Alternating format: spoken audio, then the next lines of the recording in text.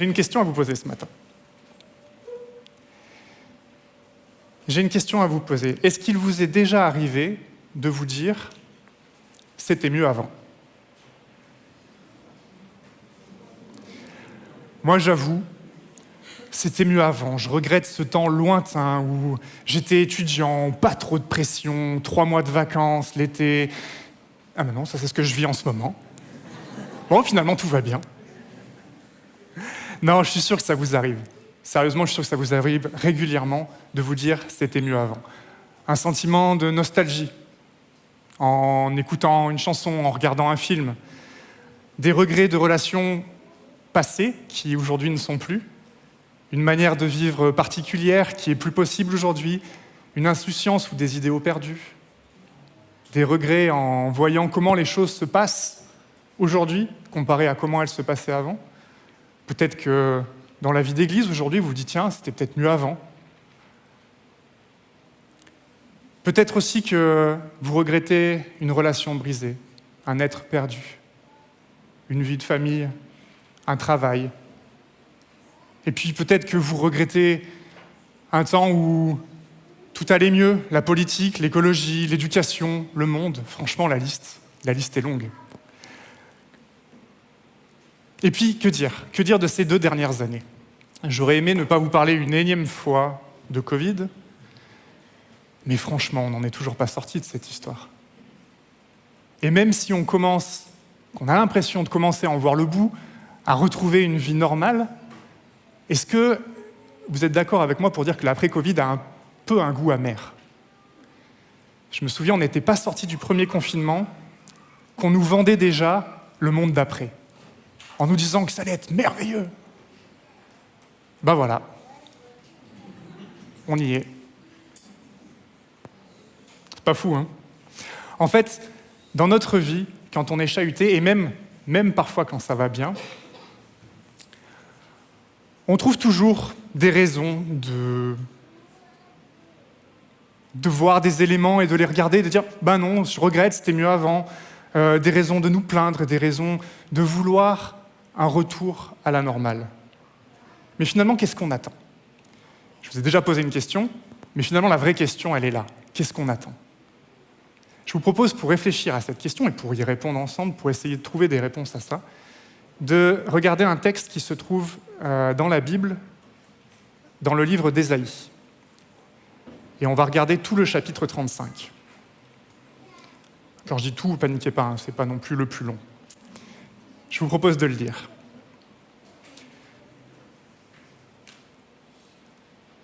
Mais avant ça, prions. Prenons un temps pour prier.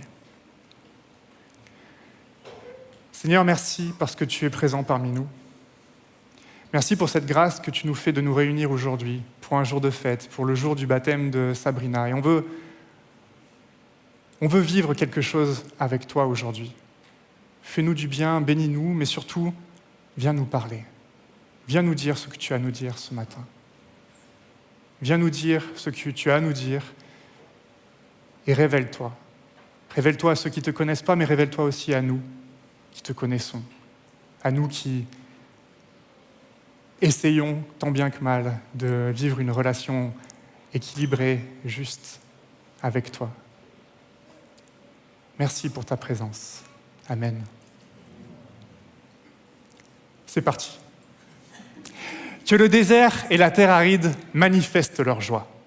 Que le pays sec pousse des cris de joie. Et qu'il se couvre de fleurs aussi belles que les lys. Oui, qu'il se couvre de fleurs et qu'il pousse de grands cris de joie. Le Seigneur lui a donné la splendeur des montagnes du Liban, l'éclat du mont Carmel et de la plaine du Saron. On verra alors la gloire du Seigneur, la splendeur de notre Dieu. Rendez la force aux bras fatigués, affermissez les genoux qui chancellent. Dites à ceux qui perdent courage, ressaisissez-vous, n'ayez pas peur, voici votre Dieu. Il vient vous venger et rendre à vos ennemis le mal qu'ils ont fait. Il vient lui-même vous sauver. Alors les yeux des aveugles s'ouvriront et les oreilles des sourds entendront. Alors le boiteux bondira comme le cerf et le muet exprimera sa joie. Car de l'eau jaillira dans le désert, des torrents ruisselleront dans le pays sec. Le sable brûlant se changera en étang et le pays de la soif en source jaillissante. À l'endroit même où les chacals avaient leur repère, pousseront des roseaux et des joncs. C'est là qu'il y aura une route qu'on nommera le chemin réservé. Aucun impur n'y passera, aucun idolâtre n'y rôdera. Elle sera destinée au peuple du Seigneur quand il se mettra en marche. Sur cette route, pas de lion, aucune bête féroce. Aucune bête féroce n'y accédera, on n'en trouvera pas. C'est là que marcheront ceux que le Seigneur aura délivrés, libérés. C'est là que reviendront ceux qu'il aura délivrés. Ils arriveront à Sion en criant de bonheur. Une joie éternelle illuminera leur visage. Une joie débordante les inondera, tandis que les chagrins et les gémissements se seront évanouis. Quel texte incroyable! Quelle espérance! Ça fait rêver, non? Mais de quoi rêve-t-on en adhérant à ce texte, en rejoignant ce texte? Qu'est-ce que ce texte nous dit? De quoi nous parle-t-il? Eh bien, pour mieux le comprendre, pour mieux comprendre ce que Ésaïe nous dit, il est nécessaire de savoir, en tout cas de réaliser, que Ésaïe s'adresse au peuple de Juda au 8e siècle, avant Jésus-Christ. On se trouve en plein dans une crise internationale majeure. Crise qui peut-être aujourd'hui nous rappelle ce qu'on est en train de vivre. Franchement, quand on regarde le monde qui nous entoure, on ne peut pas parler de monde tranquille où tout va bien. On est clairement dans une crise, clairement dans quelque chose qui nous dépasse. Eh bien, au 8e siècle avant Jésus-Christ, le royaume d'Israël n'est plus unifié. Il est divisé en 2 royaumes. Au nord, le royaume du Nord, et au sud, le royaume de Juda. Je vous passe les détails, mais les tensions politiques que génère cette crise entraînent l'apparition de luttes d'influence majeures. En fait, le royaume du Nord vient justement d'en faire les frais. Ils ont essayé un peu de tirer leur épingle du jeu au travers de tous les puissants du monde de l'époque, et ils ont joué double jeu, ils se sont rebellés contre la Syrie, et là, la Syrie les a réduits à néant. Le peuple du royaume du Nord a été disséminé, assimilé, et le pays a été détruit. Du côté de Juda, la situation est aussi inquiétante. Les rois se succèdent sans réelle cohérence dans leurs décisions, sans réelle politique qui tient la route, quoi. Là aussi, ça peut peut-être nous rappeler les jours que nous vivons. Ésaïe, quant à lui, l'auteur de notre texte, passe son temps, depuis des années déjà, à essayer de faire comprendre au peuple qu'il doit obéir à Dieu. Et quand on lit ce texte, on se rend compte que même lui n'a pas l'air convaincu. Alors il est convaincu de ce qu'il dit, mais il n'a pas l'air convaincu que ça va toucher le peuple et que le peuple va réagir. Et pourtant, alors que Juda court à la catastrophe, c'est bien une restauration qu'annonce Ésaïe. On pourrait donc parler d'une bonne nouvelle, une restauration, alors que tout va mal. Mais comme souvent, la promesse de bénédiction ne vient pas seule. L'oracle de bénédiction nécessite aussi un oracle de jugement. Et c'est exactement ce que nous avons le chapitre précédent. Nous n'allons pas le lire aujourd'hui, mais je vous invite à le faire chez vous. Avant la restauration de ceux que le Seigneur aura libérés, il y aura le jugement d'Édom. Et Édom, en fait, c'est les ennemis de Dieu. Pas de problème pour le peuple de Juda, puisqu'on parle des ennemis de Dieu. Donc, normalement, tout va bien pour Juda. Eh bien, n'en soyons pas si sûrs. Parce que Juda est à ce moment-là bien loin d'expérimenter la condition d'un peuple qui souffre à cause de sa fidélité à Dieu. Bien au contraire, la condition de Juda à ce moment-là est plutôt celle d'un peuple qui a petit à petit oublié Dieu. Celle d'un peuple qui recherche une gloire passée, le royaume unifié, la prospérité, et qui en fait espère revenir à une espèce d'idéal passé, mais d'un idéal quand même, qui aurait existé et que si on le retrouve, eh bien tout ira mieux, tout s'arrangera. Le fameux « c'était mieux avant ». Je ne sais pas si ça vous parle. Alors oui, Ésaïe annonce bien une restauration. Mais pour qu'il y ait pour qu'il y ait le désert et la terre aride, pour que la terre aride et le désert manifestent leur cri de joie, il faut bien qu'il y ait une terre aride, il faut bien qu'il y ait un désert. Ce que cette annonce signifie, c'est qu'il va falloir passer par une crise bien plus grande encore. La bonne nouvelle, là tout de suite, on est un peu moins convaincu. Et en plus, c'est bien ce qui va arriver. Non seulement Juda va être assujetti à l'Empire assyrien, mais quelques décennies plus tard, l'Empire babylonien, un autre gros puissant de l'époque, va venir assiéger Jérusalem, saccager la ville et détruire le temple. Et même déporter la population. En fait, Ésaïe annonce bien plus que la restauration du pays d'Israël. Ésaïe annonce une restauration totale.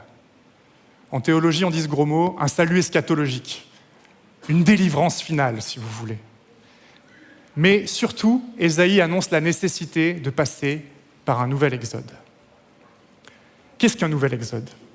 Eh bien, je ne sais pas si vous connaissez l'histoire, mais de la même manière que le peuple hébreu a dû quitter son confort, à un confort relatif, je vous l'accorde, mais quand même que le peuple hébreu a dû quitter le confort de l'esclavage en Égypte, comme il a dû errer pendant 40 ans dans le désert avant de pouvoir enfin fouler de ses pieds la terre qui lui était promise, il va falloir maintenant quitter le pays. Quitter le pays pour mieux le retrouver. Ce que Ésaïe annonce, en fait, c'est une nouvelle crise. Une crise nécessaire. Une crise nécessitant une transformation radicale. Il va falloir en fait être séparé. Il va falloir être séparé de cette terre qui faisait l'identité du peuple hébreu. Il va falloir voir disparaître le temple qui lui garantissait la présence de Dieu. Alors que le peuple de Juda ne se préoccupait même plus de ce qui lui était pourtant vital, il va en être purement et simplement privé. Alors qu'attendre de cette crise ? Qu'attendre de cette crise ? Est-ce qu'après avoir souffert pendant un temps, si possible le plus court possible, est-ce qu'après ça, tout va enfin redevenir comme avant ?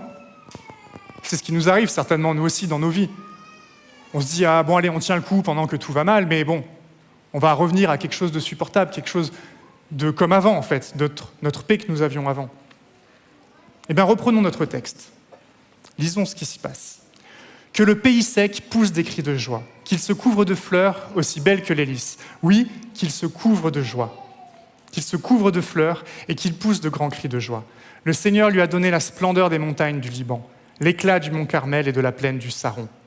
On verra alors la gloire du Seigneur, la splendeur de notre Dieu. Alors pour ceux qui ne connaissent pas, les montagnes du Liban, le mont Carmel et la plaine du Saron, c'est juste les lieux les plus dingues, les plus magiques, les plus fertiles du monde connu de l'époque. Et tout de suite, quand on comprend ça, l'image qu'on vient de lire, l'espoir qui vient d'être dit, tout de suite, ça prend de la, on comprend mieux, quoi. L'image devient tout de suite plus parlante. On passe en fait de l'absence de toute vie à l'abondance de vie. Mais ce n'est pas tout. Alors, les yeux des aveugles s'ouvriront et les oreilles des sourds entendront. Alors le boiteux bondira comme un cerf et le muet exprimera sa joie. Car de l'eau jaillira dans le désert, des torrents ruisselleront dans le pays sec. Le sable brûlant se changera en étang et le pays de la soif en source jaillissante. À l'endroit même où les chacals avaient leur repère, pousseront des roseaux et des joncs. Ce que Dieu promet à son peuple, ce n'est pas simplement un retour à la normale. Tout ça, on ne l'a pas vécu. Dieu ne promet pas un retour à ce qu'on a connu de mieux, mais il promet le meilleur que l'on puisse connaître. Arrêtons de chercher derrière. C'est la fertilité là où il n'en a pas. C'est la fertilité de ce qui n'est pas fertile. C'est la disparition de tout mal. C'est juste le paradis sur terre. Ça donne envie, non ? Ça donne envie. Quelle promesse ! Mais alors qu'est-ce qu'on a à faire ? Comment accéder à ce lieu ? Poursuivons. C'est là qu'il y aura une route que l'on nommera le chemin réservé. Aucun impur n'y passera, aucun idolâtre n'y rôdera. Elle sera destinée au peuple du Seigneur quand il se mettra en marche. Sur cette route, pas de lion, aucune bête féroce n'y accédera. On n'en trouvera pas. C'est là que marcheront ceux que le Seigneur aura libérés. C'est par là que reviendront ceux qu'il aura délivrés. Ils arriveront à Sion en criant de bonheur. Une joie éternelle illuminera leur visage. Une joie débordante les inondera, tandis que les chagrins et les gémissements se seront évanouis. C'est un retour à Sion qui est annoncé au peuple de Juda. Et là encore, si vous ne savez pas ce qu'est Sion, c'est tout simplement la montagne sur laquelle est bâtie Jérusalem, le lieu où le temple a été construit. C'est plus qu'un retour au pays qui est annoncé. C'est un retour dans la présence de Dieu, dans une pleine communion avec lui. Et ce qu'on voit ici, c'est que ce retour n'est pas individuel. C'est tous ensemble que tous ceux que Dieu aura délivrés crieront de bonheur.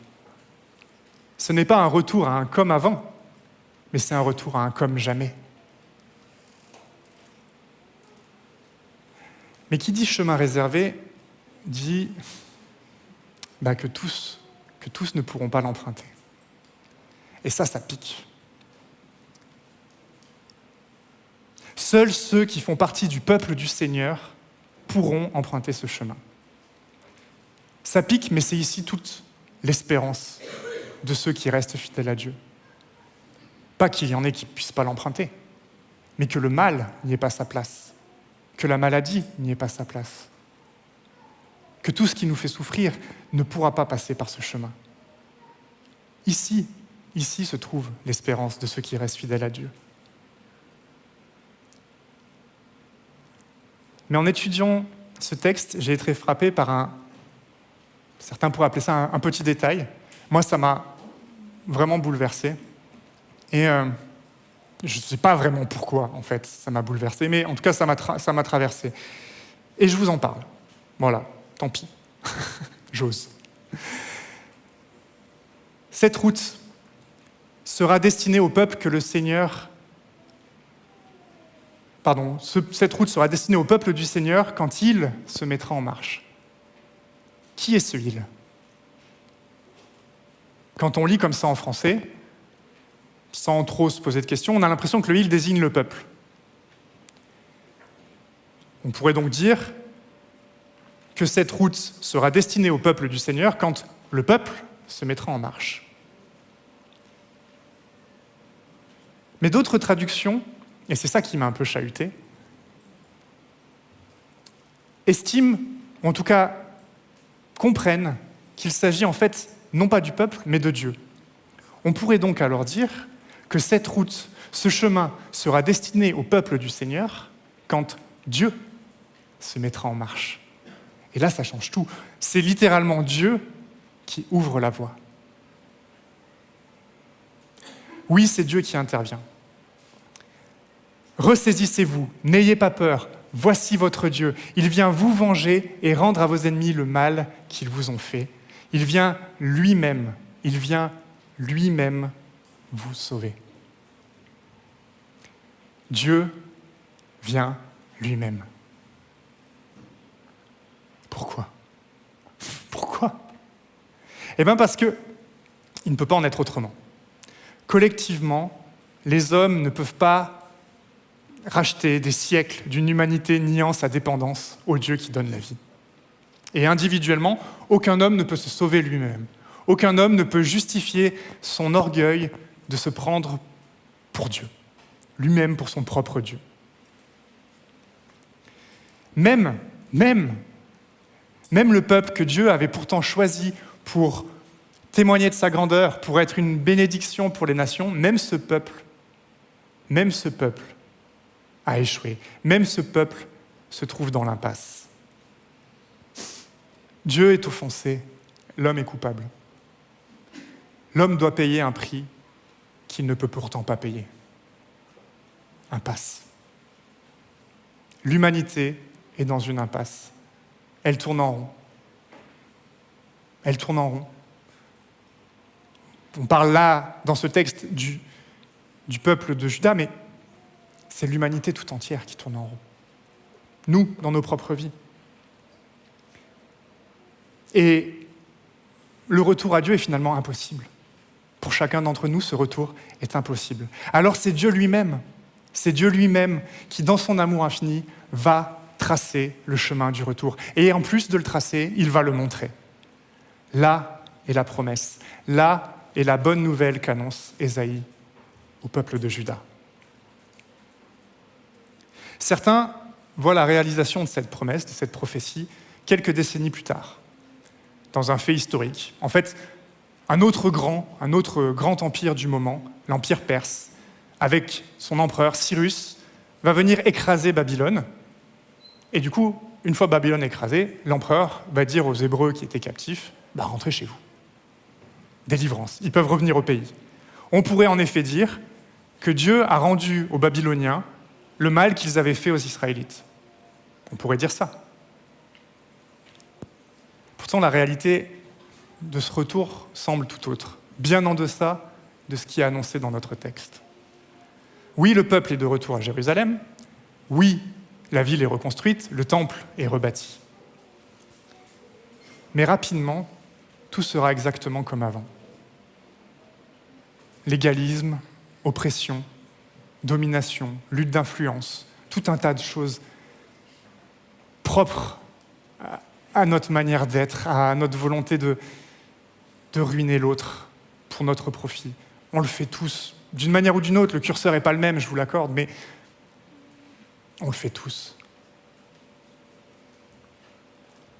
Et là, le peuple de Juda se retrouve exactement comme avant. Les Israélites, finalement, obtiennent exactement ce qu'ils voulaient. Un retour à la normale. Comme si rien ne s'était passé, comme si l'exil n'avait servi à rien.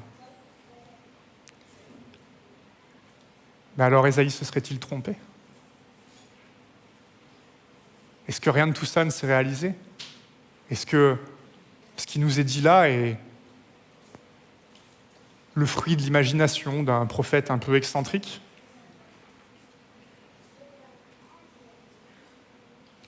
Les aveugles retrouvent la vue, les boiteux marchent, les lépreux sont purifiés de leur lèpre, les sourds entendent, les morts ressuscitent et la bonne nouvelle est annoncée aux pauvres. Heureux celui qui n'abandonnera pas la foi à cause de moi. Je ne lis plus le texte d'Ésaïe, je suis en train de lire l'évangile de Matthieu au chapitre 11. Et ce n'est plus Ésaïe qui parle, mais c'est Jésus, quand on lui demande s'il est le Messie que le peuple attend. Oui, Jésus est ce Messie. Non seulement pour le peuple juif, mais aussi pour nous aujourd'hui. Oui, Jésus est ce Messie, il est l'envoyé de Dieu. Il est Dieu lui-même qui ouvre la voie. C'est ça l'attente. Mais si certains ne l'ont pas reconnu, si ceux qui l'attendaient l'ont paradoxalement condamné, tué, c'est parce que leur attente n'était pas la bonne. Est-ce que nous, des fois, notre attente est la bonne ? Leur attente n'était pas la bonne. Jésus n'était pas celui qui allait délivrer les Israélites de l'oppresseur. Jésus n'allait pas restaurer la prospérité et la grandeur d'un pays israélite, un pays d'Israël unifié, d'un pays grand, puissant. Jésus est celui qui vient délivrer l'homme de son errance loin de Dieu. En Jésus-Christ, Dieu nous a rejoints dans notre condition pour nous ouvrir et nous montrer la voie qu'aucun d'entre nous ne pouvait emprunter. Il a vécu selon l'humanité et il n'a pas péché, mais pourtant, il a pris sur lui le châtiment qui était réservé aux pécheurs. La mort. La mort, c'est ça qui attend celui qui se détache de Dieu, qui essaye de vivre sans lui. C'est à la fois rien de plus grave et rien de plus grave.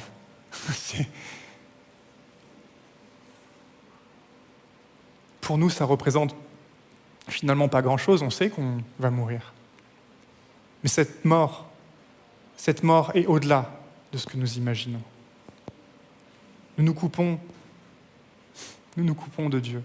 Nous nous coupons de celui qui nous promet mieux que ce qu'on peut espérer.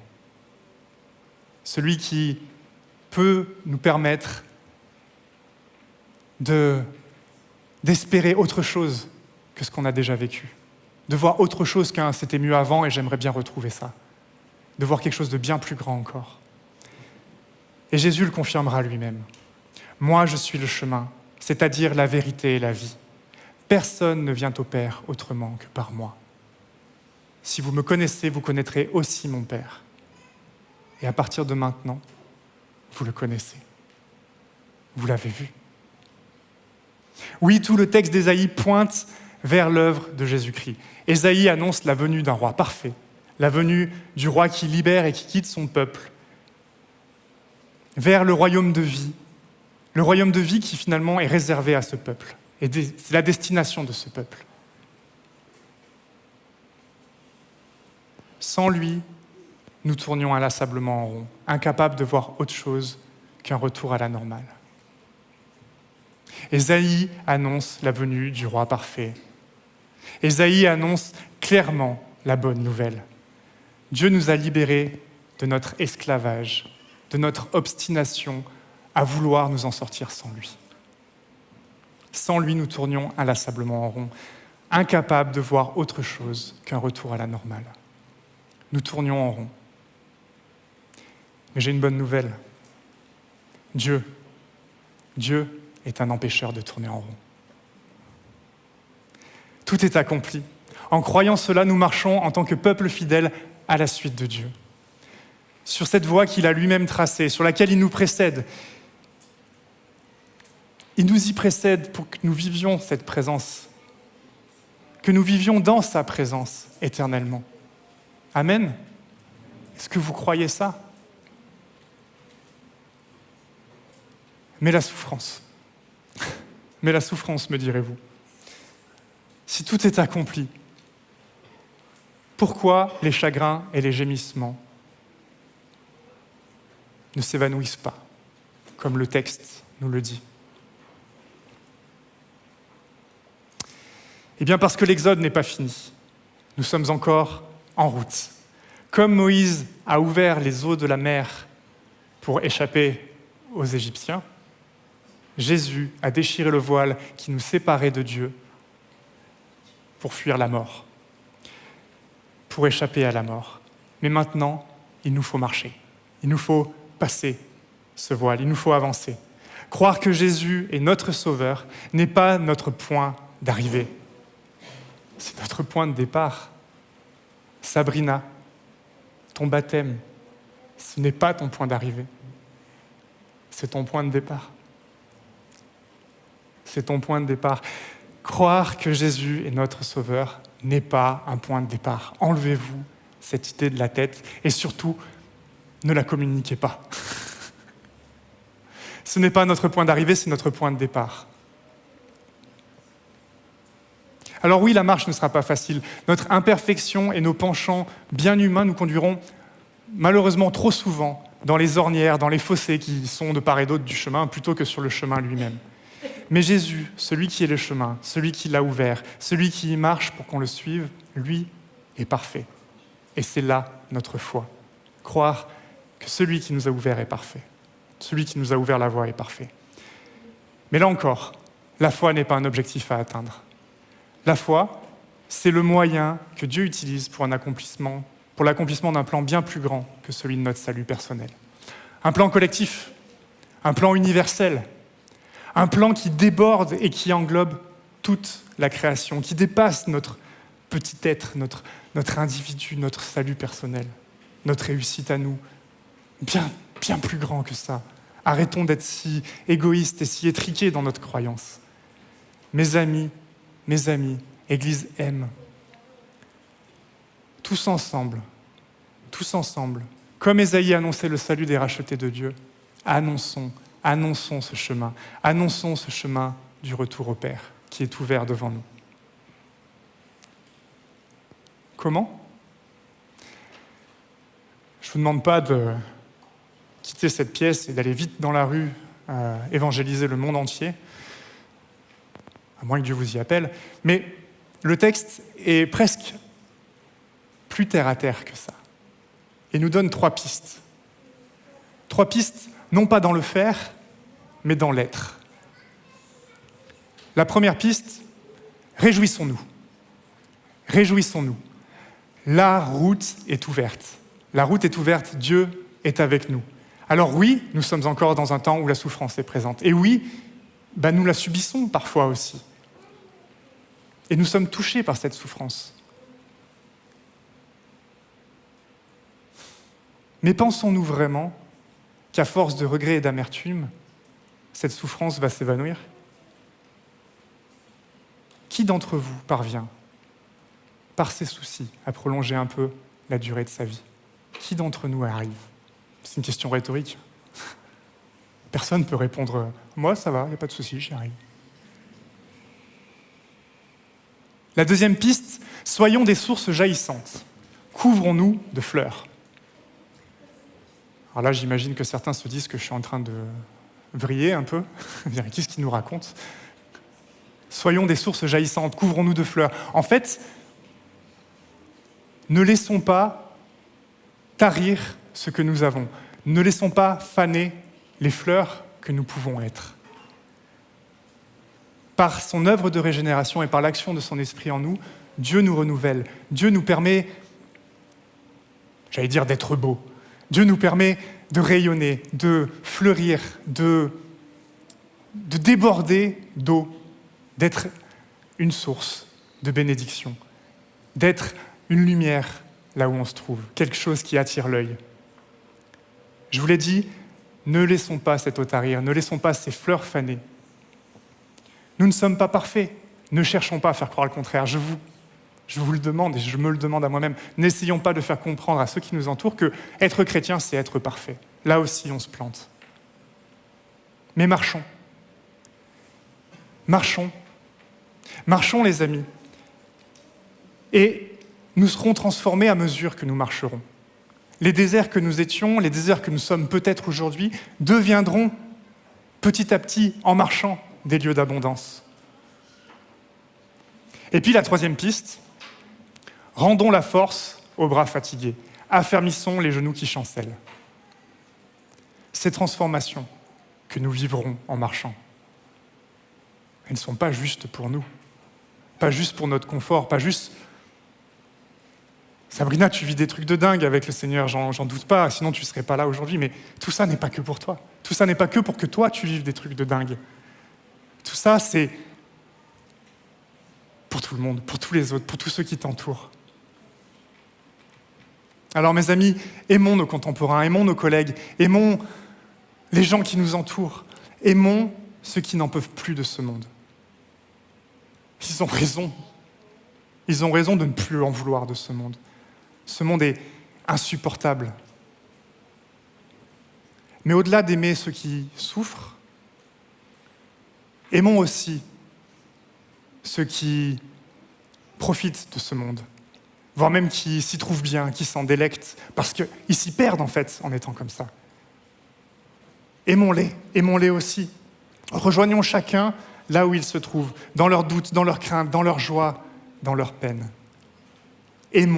Aimons-les en leur partageant notre joie et en leur donnant ce que Dieu nous a donné. Alors, qu'est-ce qu'on attend ? C'était la question que je vous ai posée tout à l'heure. Qu'est-ce qu'on attend ?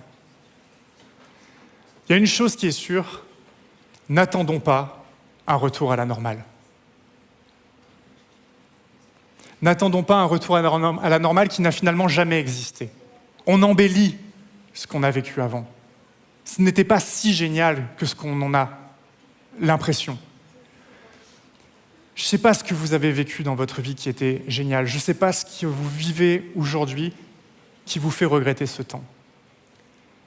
Mais je sais que la solution n'est pas derrière. La solution n'est pas un retour à ce que vous êtes en train d'idéaliser. La solution, elle est bien devant. Bien devant.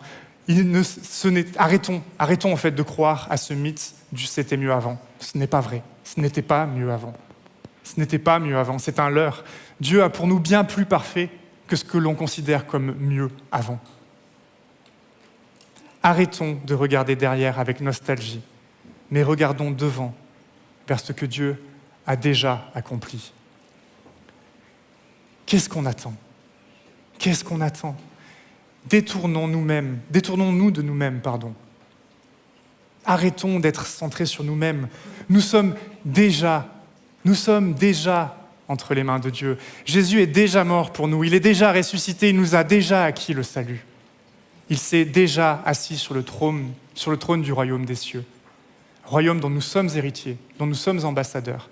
Seul royaume qui ne pourra ni être conquis, ni être menacé, ni même être détruit. Qu'est-ce qu'on attend ? Qu'est-ce qu'on attend ? Notre espérance, ce n'est pas d'être un jour délivrés de nos malheurs et de nos soucis. J'imagine que vous en avez tous vécu, moi aussi, que vous en vivrez encore. Mais notre espérance n'est pas d'être un jour délivrés de nos malheurs, de nos soucis, de nos craintes. Ça, c'est notre assurance. C'est certain. Nous allons être délivrés, nous sommes délivrés de ça. Nous le vivons sans vraiment le vivre, mais nous allons être délivrés de ça. Notre espérance, elle, c'est celle de Dieu, celle que annonçait Ézéchiel, un autre prophète, et que Paul reprend dans son épître à Timothée. Notre espérance, c'est que tous, comme Dieu, c'est que tous soient sauvés et qu'ils parviennent à connaître la vérité. Alors, qu'est-ce qu'on attend ? Qu'est-ce qu'on attend ? Eh bien, ce n'est plus le moment d'attendre, en fait. On l'a vu, c'est le moment de marcher. C'est le moment d'avancer. Et Jésus nous le dit clairement. Allez donc auprès des gens de toutes les nations et faites d'eux mes disciples. Baptisez-les au nom du Père, du Fils et de l'Esprit Saint.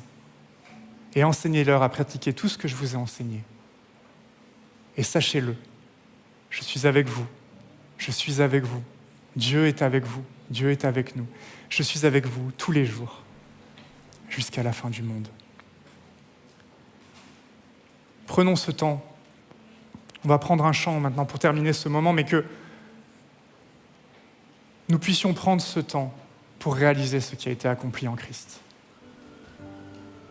Pour réaliser que la route est ouverte et qu'il faut marcher. Pour réaliser que ce texte que nous venons de lire, c'est notre destination. C'est ce que nous allons vivre. Quel que soit ce que nous vivons aujourd'hui, regardons devant et marchons. Amen.